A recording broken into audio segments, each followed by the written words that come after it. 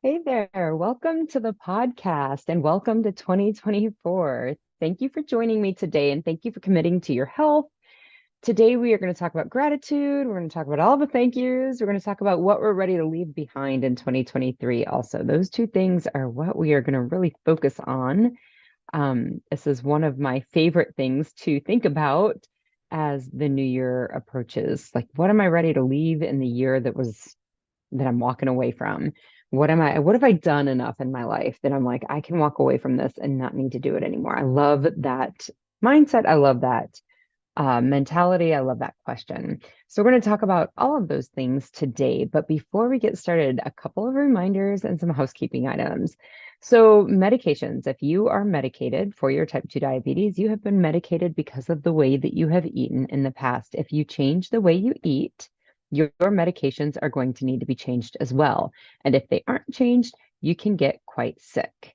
And so I need you, if you intend to make the changes that I talk about in the podcast and in these episodes, I need you to call your provider who gave you your diabetes medications and let them know that you're going to be making some dietary changes and that you need to know how they want you to give them your blood sugar logs so that you know, do you need to fax them? Do you need to email them? What do you need to do? Do you need to call their nurse? How do they want to hear about your blood sugars? And how you can expect to hear information about how they want you to change your medications. If you do not do this, you can end up quite sick, the kind of sick that results in death, and nobody wants that.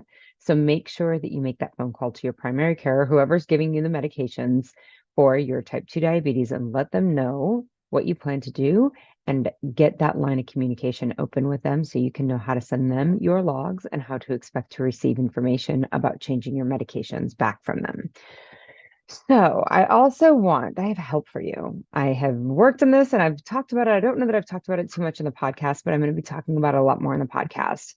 There is a 14 days to better blood sugar guide that I have developed and you can download it for free. So this is help for your type 2 diabetes. If you have maybe had the thought like nothing I do seems to make my blood sugars better, if you don't know what to do to make your blood sugars better, if you feel like you've made some improvement but can't get all the way there, whatever it is, this guide is meant to be incredibly helpful for you. It's meant to show you that in 14 days you can see better blood sugars. That guide can be found at, this is the website, https colon forward slash site, SITE dot delanemd.com /better hyphen blood hyphen sugars. That's the website. I'm going to say it again. https colon forward slash site dot delanemd.com /better hyphen blood hyphen sugars. That will get you to that guide. You'll put in your email address. That's going to get you put onto my email list so you can get all the updates about things that are going on, offers that I'm making, webinars. If I do the 5-day free challenge, all of those things are going to be posted or they're going to be relayed to you in that email. But then once you put your email address in, it just pops up the link for that 14-day guide. Super powerful guide. Again, if you are on medications, before you implement this guide, I need you to call your primary care or your doctor that's monitoring your blood sugars because this is a powerful guide. You will see improvement in your blood sugars. And for those rare folks that don't, I really need you to reach out to me and let me know. You can email me at delanemd.com. You can email me all the time, anytime, not just about that blood sugar guide and that log and your blood sugars and what they're doing, but also any other questions that might even come up here. Send me an email. I'm happy to answer them. In addition to being on my email list, you can also find me at DelaneMD on Instagram and Facebook. And the information about upcoming offers, upcoming things that I'll be doing, helpful webinars, those sorts of things, all of that will be also shared on the social media accounts. So you can find them there. Lastly, I have a favor to ask. I'm drinking tea. I don't know if I'm not affiliated with the Republic of Tea, but they make some really tasty teas. And so I've gotten some new teas to get me through the cold winter months, and I'm digging on some of that right now. So if you hear me drinking, I'm so sorry. I'll try not to do too much of that. Lastly, I do have a favor to ask of you. If you could like and rate this podcast, on your podcast player. So usually there's a place you can put a thumbs up, a star, whatever it might be. You can put a review on there.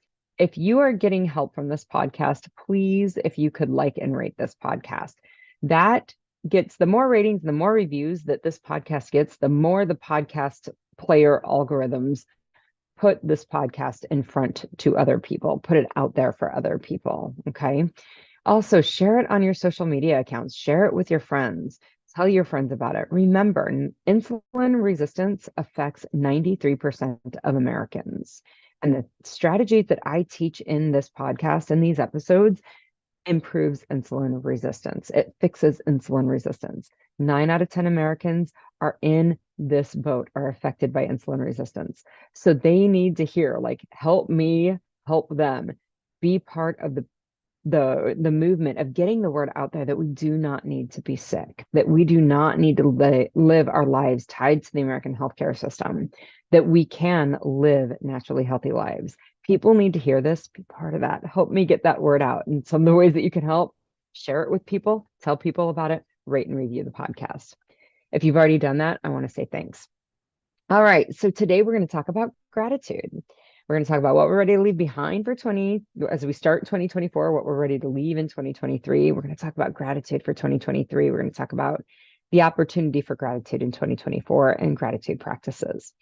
So there is, of course, tons of amazing evidence in the medical literature about gratitude and its positive impact. Martin Seligberg is one of the big researchers on gratitude and positive psychology, but not just, giving ourselves affirmations and feel good affirmations, but positive psychology is actually a little different than that. And then there's a number of other really amazing researchers that are doing work on gratitude. And what we're realizing is that it has an incredible, gratitude practice has an incredible impact on your health. Not just on life being a little nicer, but it actually has an incredible impact on your health.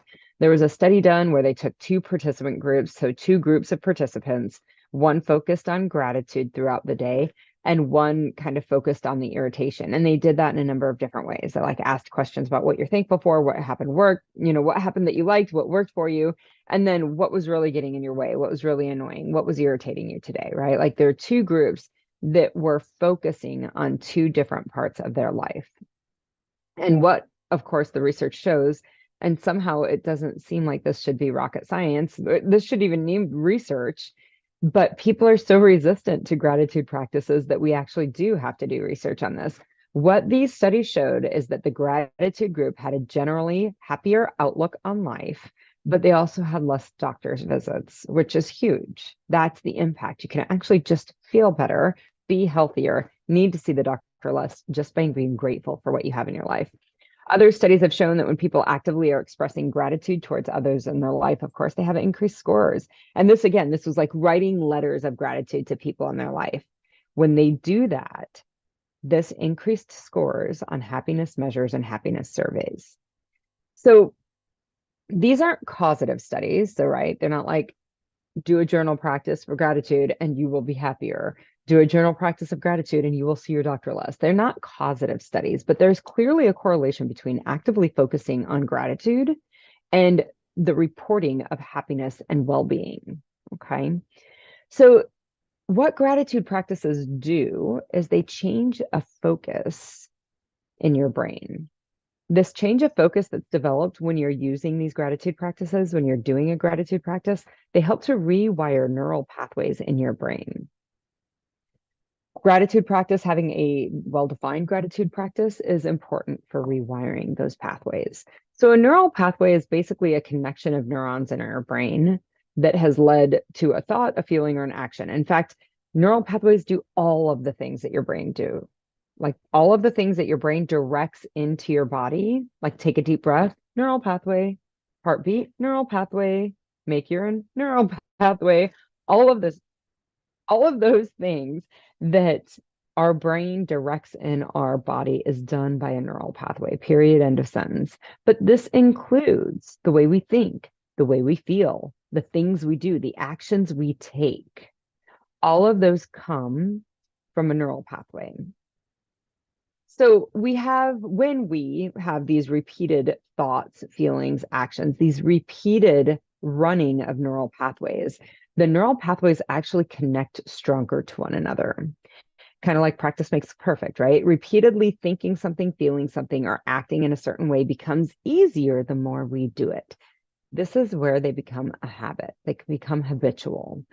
The more we do an action or a behavior, the more we think about the action or imagine the action or plan the action or behavior, the more we review the behavior in our brain, the easier and the more habitual that behavior becomes.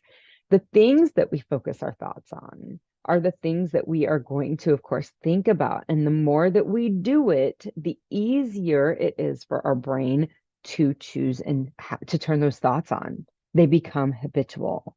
The more frequently we have feelings, happy, sad, motivated, angry, whatever the feeling is, the more we have that feeling, the easier it is for our brain to choose those feelings out of all of the other feelings in the world, right? Like a kid could laugh out loud on an airplane, and you could laugh because it's kind of funny and laughter can be contagious, or you could be irritated.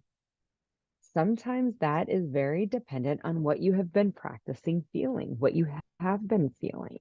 Okay.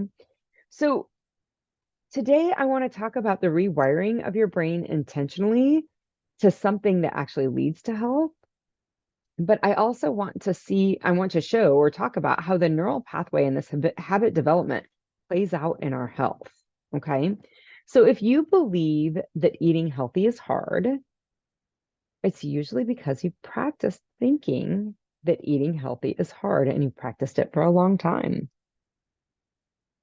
This is actually what makes the experience of getting healthy feel very challenging and what makes most of us very resistant to doing it. Learning to intentionally rewire those neural pathways is a powerful tool to learning to be healthy long term. But the more we've thought it's hard, the more we're going to have to practice intentionally thinking something else.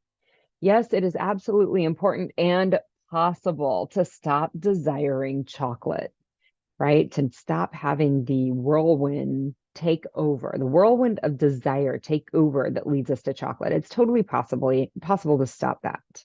And coaching entirely will help you rewire that part of your brain, the thoughts that lead to the feeling of desire. That's absolutely possible. But learning to focus on gratitude is it has benefits that go well beyond not desiring chocolate. So I talk with my clients a lot about how to, what do we do? What are some strategies that we can implement a gratitude practice with? So at the beginning of each day or at the end of each day, the gratitude practice that I recommend at the beginning of each day or the end of each day, that you list out 3 things that you're grateful for. You can even do this both at the beginning and the end. And I almost think that that's even more powerful. And that makes sense, right? Like we're getting a double dose of it. So it makes a lot of sense. But sometimes I think it's powerful to see what you were grateful for in the beginning of the day. And then at the end of the day, after we've had all the experiences of the day, we've had all the feelings of the day, we've had all the challenges of the day, we've had all the rewards of the day, like whatever we've like had little wins at during the day. At the end of the day, I almost think it's almost more powerful or just more intense gratitude that you can experience at the end of the day. Doing it both beginning of the day and the end of the day, I think, of course, exponentially intensifies that. But I always recommend doing 3 things, only looking at 3 things that you're grateful for. These could be 3 things that happened during the day that had a positive impact on your life, or it could be 3 things that exist in your day from day to day basis, right? Like steady, stable, static things that have a positive influence in your life. I do feel that it's important to limit to 3 things. This keeps you anchored. It keeps the thing that you're grateful for resonating. You feel it, it becomes embodied. It's in you, it's anchored to you. I mean, we can all be grateful that we have a roof over our heads, and I always say we can be grateful that we have a roof over our heads and that we have heat. But on a morning that I wake up and it's 10 degrees outside, I am far more grateful for that heat than I am on a day that it's just 45 degrees outside and I'm a little chilly. Okay. So finding something that creates an embodied feeling of gratitude in you is really, really important. having three things. So it's not a list of 10 things. It becomes like that can lean towards the superficial, but instead having three things that really, really, there's a depth of gratitude associated with it. You don't want to fall into the habit of just listing things that have positive impacts on your life, but you want to list things that have positive impacts on your life that have a true feeling of gratitude associated with it. And the moment when you're listening to, or when you're listing them, when you're going through and writing them, really try to anchor and resonate into them, to have the feeling of gratitude with them. I think that's really important. This is the gratitude practice that I recommend, and this is the one that I usually do. My gratitude practice, I usually do it in the morning. I will do it sometimes in the evening as I'm going to bed as well. So, doing that gratitude practice is going to help you to rewire those neural pathways in your brain and what you focus on. It's also the practice of, even at the end of the day, I'm feeling this right now. I'm feeling very overwhelmed today. I have no idea why. I really don't have anything that I have to do, but I feel like I have a lot of people that are expecting things from me. And it's not like I'm doing something just because it's expected of me. I want to do them, but I'm feeling really, really short on time. And I'm just feeling very overwhelmed and very irritated and all the feelings, right? But then I had the thought that my babies are safe. Like I knew I was irritated and I knew I was doing this podcast on gratitude. And I'm like, well, what am I really grateful for? I am grateful that right now, as far as I know, all of the people that I love are safe. They are safe and they are happy. And it's interesting when I redirect my thoughts, and that's a active experience, right? Versus having the thoughts that just serendipitously blow up in our brain, which feels like overwhelmed to me today, right? When we redirect our thoughts to something that creates gratitude, that we feel gratitude with, when we redirect our thoughts to something that feels grateful, that we can feel grateful about, it is impossible to have those negative thoughts with it. I can't feel irritated and overwhelmed while I'm feeling grateful. Got to pick one or the other, and that's kind of nice. No wonder people are like generally happier when they have these gratitude practices. But this is the power of rewiring those neural pathways. One, you get used to feeling grateful, but two, you learn the skill of rewiring, of refocusing where you're directing your brain, where you're directing your energy. So this is the practice I use. I highly recommend it. I think it's incredibly powerful. And I also think it leads to better health. So I want to shift a little bit and talk to what we are ready to leave behind in 2023. What am I ready to enter 2024 with? And I've done it enough in my life. What am I willing to leave behind in 2023? And that's kind of the thing. What is the thing that I have been doing enough of in my life that if I never did any more of that in my life, I would be totally okay. I could leave it behind me and be totally okay. I've shared this story before, and I shared it a number of years ago when it was happening in real time. But it was such a powerful experience that I still find that I share it pretty frequently. um, when I realized, and of course I realized probably 5 years ago maybe 6 years ago, that I was emotionally eating. I don't know that I ever thought about emotionally eating. I don't know that I ever thought that like emotionally eating was something that I could stop doing. Like I was just like, this is just how sometimes we live, right? But when I realized that I was emotionally eating, and I realized that I was very absent-mindedly emotionally eating. And I was doing it to a point that I would actually feel physically uncomfortable. I would feel so physically full that I was uncomfortable. And I knew it was a problem. And I knew I did not want to live that way. And I knew it was leading to health issues. And I knew I didn't love it. And I was really wanting to let go of it. And I had probably spent a year, maybe even 18 months, very plainly looking at this emotional overeating, this absent-minded emotional overeating. And knowing like I really want to stop doing this and really being stuck in a habit and a behavior that I wasn't able to do. And I had looked at why I had done this, but that shifting from walking away from absent-mindedly emotionally overeating did really require for me to look at it with an element of gratitude. And it was a very deep, heart-wrenching, carnally like visceral response for me when I finally saw what it was. So when I realized that what I was doing was this is just the tool that I had learned over my lifetime for how to manage my emotions was to eat. Even though I knew, like intellectually, I knew it did not make sadness go away. It did not make overwhelm go away. It didn't actually make me happy. There were all sorts of things that it didn't do. And I had learned, like, okay, that's not true, but I still was driven to eat this way. And when I realized that it was the thing that probably kept me from developing a smoking habit, it was the thing that probably kept me from developing a significant drinking habit, like a drinking habit that looked like alcoholism, that I had never used drugs in the way that I used food, and the way that I really avoided some horrible outcomes as far as that, as drug use can lead to, that I avoided that because I was able to use food to emotionally eat. I never used gambling. I never used a lot of different things that really lead a life to ruin, whether it be financial ruin, whether it be relationship ruin, whether it be professional ruin. There are a lot of different ways that people manage their emotions that can lead to a lot of ruin.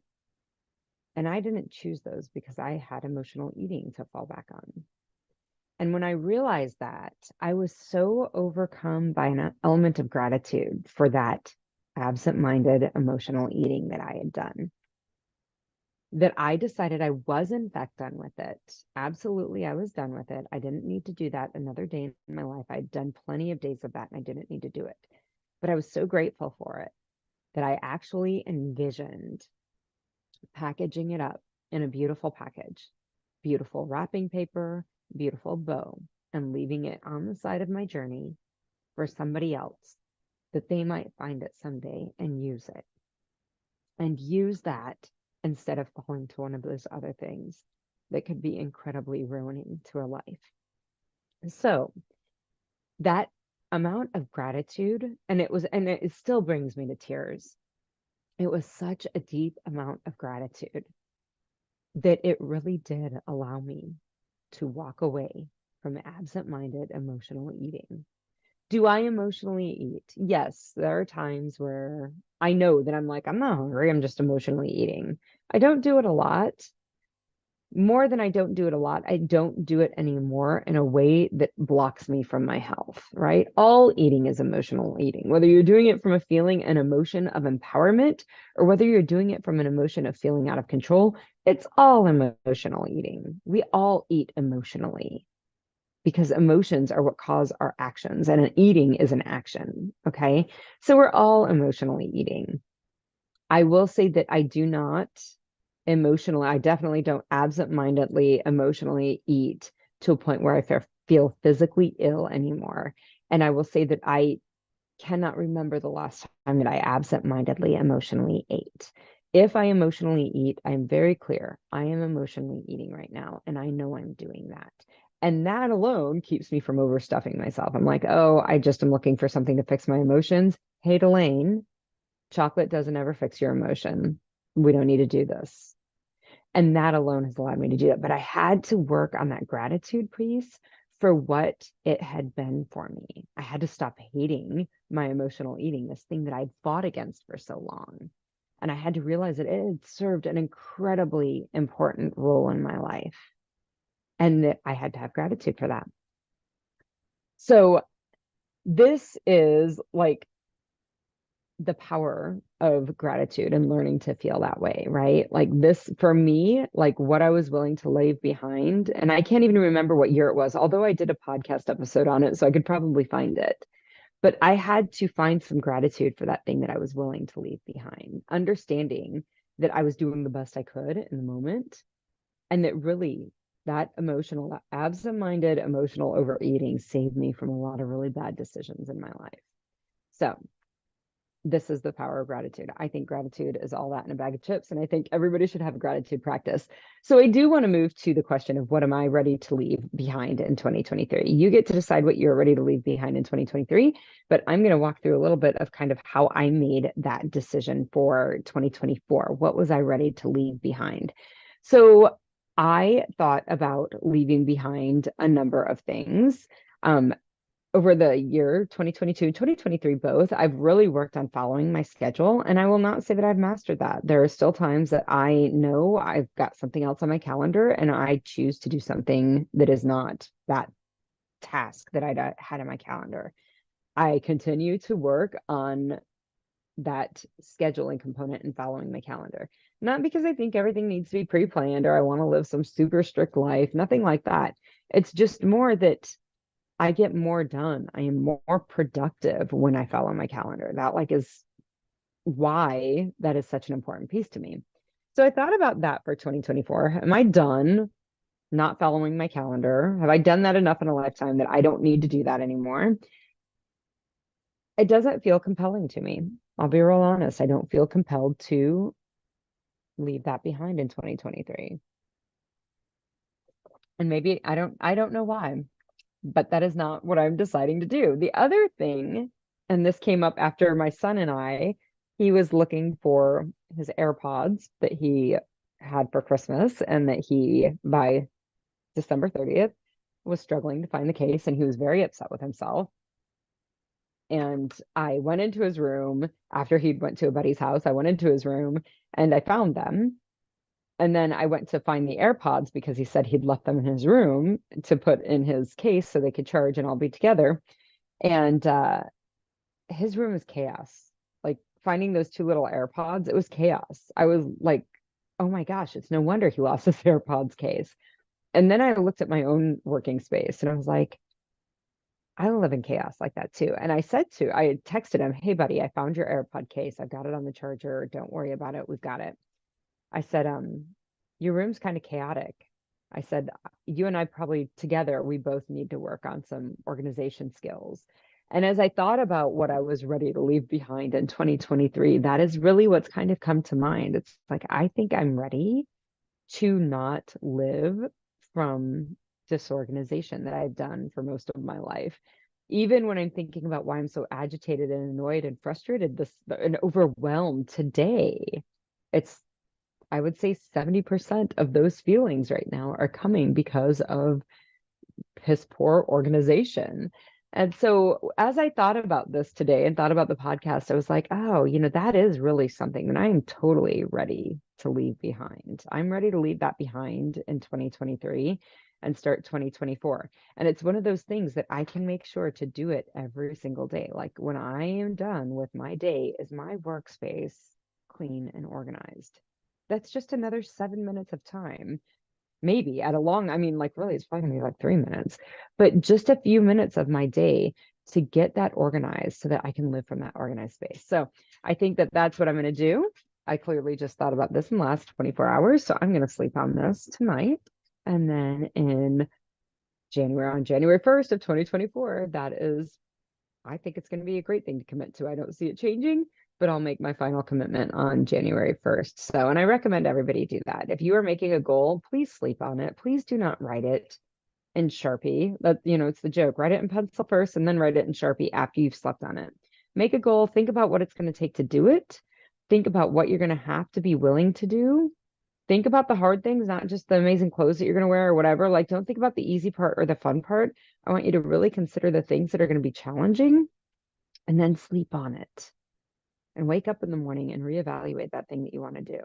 If in the morning you still have hell yes attitude or energy about it, then hell yes, let's do it. But if you have any hangups, I think that's one of the saddest things that we do is we set these flippant goals for ourselves. And then we say that we're going to do it. And then we wake up 2 days later and we're like, I don't even want to do that. And then we're like, oh, I never keep my goals. I never actually reach the things I commit to. So to avoid doing that, write it in pencil first, sleep on it, and then write it in Sharpie. So I hope I hope everyone is grateful for 2024. The universe has saw fit to give you air in your lungs for another day. And when the dawn of January 1st comes, you wake up and there are air in your lungs, there's air in your lungs, you have something more to do on this earth. And that is just one of the most amazing things that we can all remember every single day of our life. If I'm here on the earth for another day, I am grateful because there's something more I need to do. And I hope that 2024 brings you everything that you wish for, everything that you hope for. But I hope for the more than anything that you are grateful in your core for the opportunity that 2024 is. I will be back next week, next year. Lots of stuff planned with Delaney and D for next year. In fact, I have podcasts planned for throughout the year. If there is anything specific that you have questions about, if there is anything specific that you want a podcast about, if there is anything information wise that you're like, I've heard this, help me out, send me a message. I'm happy to get that information into podcasts so that you can hear the answer to that. I want to make this a little more interactive.